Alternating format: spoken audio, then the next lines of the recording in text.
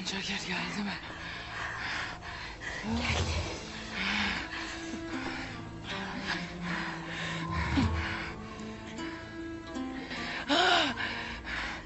Aytol'un bu defa kurtulamayacak Selcan Hatun. Duru Hatun'un ölümüyle ilgili delili buldum. Obanın ortasında bu defa onlar beni değil, ben onları sallandıracağım.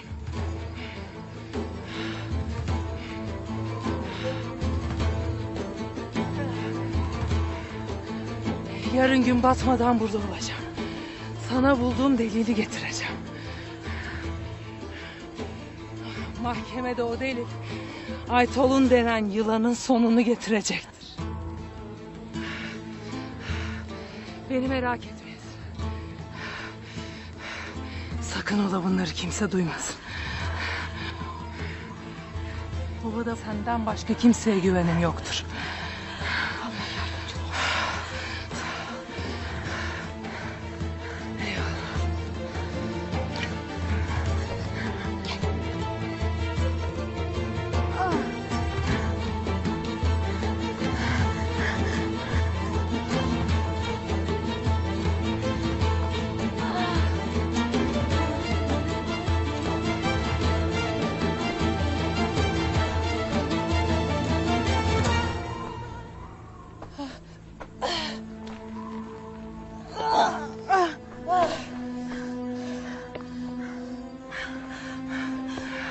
Allah yardımcın olsun. Seninle kardeşim, seninle.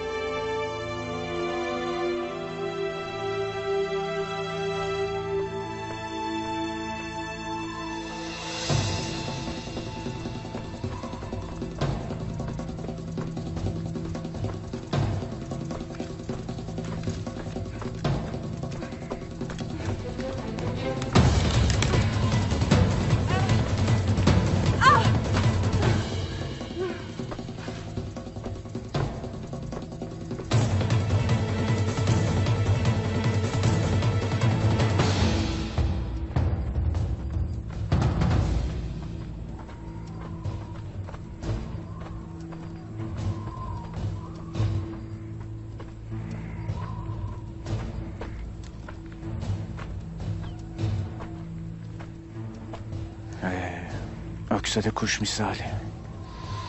Çırpındıkça önce kanatları, sonra pençeleri, en sonunda da boyunları yapışıp kalacak adaletin pençesine.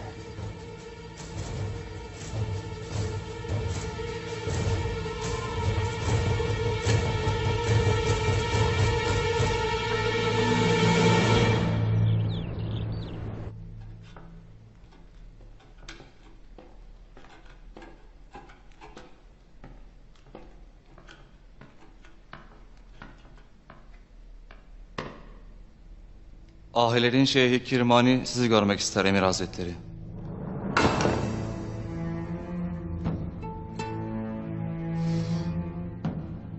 Gelsin.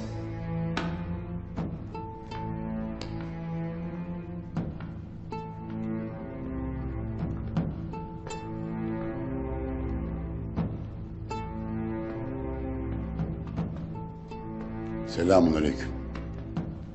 Aleykümselam. Sizi görmeyi beklemiyordum Şeyh Kirmani. Her vakit duacınız olduğumuzu bilmenizi isterim.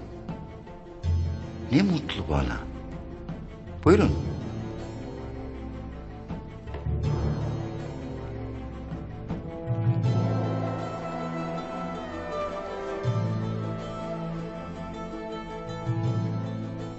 Biz her vakit dostumuz olduğu kadar düşmanına dua ederiz. Emir Saadettin. Düşmana dua edildiğini işitmemiştim Şeyh Kirmani.